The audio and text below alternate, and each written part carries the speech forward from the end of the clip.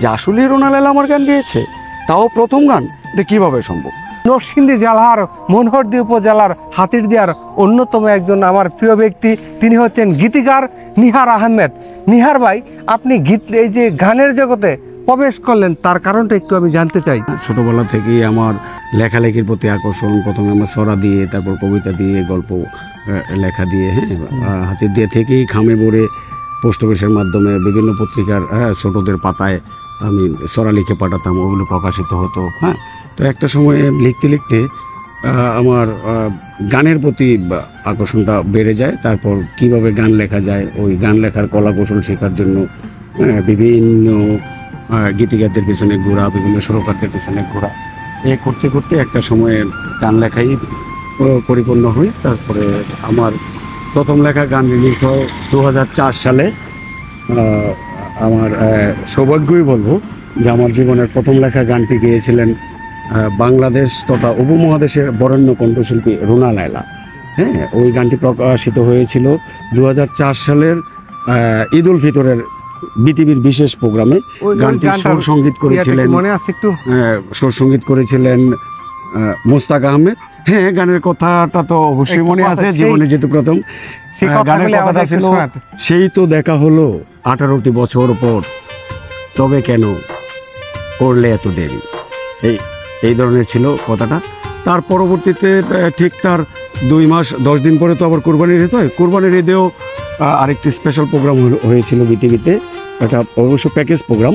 তো সেই প্রোগ্রামে টা ছিল সাবিনা ইয়াসমিনের জন্য পরবর্তীতে যে গানটি লিখি, ওটাও ছিল মনেরই মানুষ ভেবে যাকে এতদিন চেয়েছি আপন করে আমি নিশিদিন। তো এই গানগুলো প্রকাশিত যখন হয়, তখনও অডিও অ্যালবামে আমার সুযোগ হয়নি। অডিও অ্যালবামের সুযোগ হয়েছে তার ঠিক 1 বছর পর। অডিও অ্যালবামে আমার প্রথম গান গেয়েছিলেন এস.আই. টুটুল, দ্বিতীয় গান গেয়েছিলেন আসিফ আকবর, তৃতীয় গান মনির খান, চতুর্থ গান এন্ড্রু কিশোর। তো এভাবে আমি বলবো যে আমার শুরুটা একটু বড় এবং বরেণ্য শিল্পীদের দিয়ে হওয়াতে আমার পথ চলাটা খুব সহজ হয়ে গিয়েছিল। তারপর থেকে অডিওতে রেগুলার হয়ে গেলাম। এ পর্যন্ত আমার লেখা গান রিলিজ হয়েছে 4 শতাধিক। বাংলাদেশের প্রমিনেন্ট প্রায় সকল শিল্পীরাই আমার গানে কণ্ঠ দিয়েছেন। তো বেশিরভাগ গানে কণ্ঠ দিয়েছেন আসিফ আকবর এবং বেলাল খান। তাহলে আপনার তো মোটামুটি এই কাজ করে আপনার সফলতা এসেছে। সফলতা এসেছে বলে আসলে কি, একজন ক্রিয়েটরের তো সফলতার তৃপ্তি যেদিন হয় ওদিনই মৃত্যু হয়। তো সফল হয়েছে কি হয়নি সেটা আপনারা ভালো বলতে পারবেন। অর্থাৎ আমি আমার কাজটা করে যাচ্ছি, চেষ্টা করতেছি, এখনও করব। যতদিন বেঁচে থাকি ততদিনই করার ইচ্ছে, কারণ গান চিন্তা চেতনা মননে ঢুকে গেছে, তো গানের সাথেই থাকতে চাই। আপনার লেখা প্রথম গান যে দেশের সর্বোচ্চ শিল্পী রুনা লায়লা গিয়েছিল, ওই গান গাওয়ার পরে আপনার মনের অনুভূতিটা কেমন লেগেছে সেই সম্বন্ধে কিছু বলেন। আচ্ছা, সেটা অনুভূতিটা অবশ্যই ভালো। তবে আজকের দিনে ভাবলে, আজ থেকে প্রায় 21 বছর আগে, তো আজকের দিনে ভাবলে আমি একটু বেশি মাত্রায় শিহরিত হই। কারণ তখন বয়স কত ছিল? তখন 21 বছর, ইউনিভার্সিটির 2nd ইয়ারে পড়ি।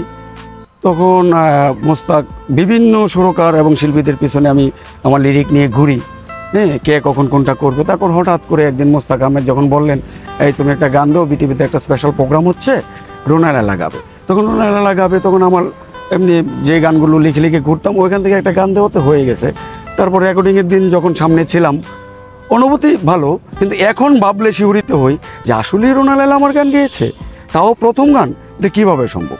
তখনকার অনুভূতি, আচ্ছা একটা গান চেয়েছে দিলাম, এই খুশি। কিন্তু এখন ভাবতেই আমার ভয় লাগে যে আমি রুনা লায়লার জন্য প্রথম গান লিখেছিলাম। এখন পরবর্তীতে যদিও রুনা লায়লার জন্য গান লেখার সুযোগ আমার এখনও আর দ্বিতীয়বার আসেনি।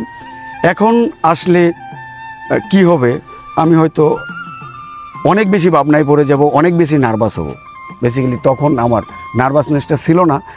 এটা কেন?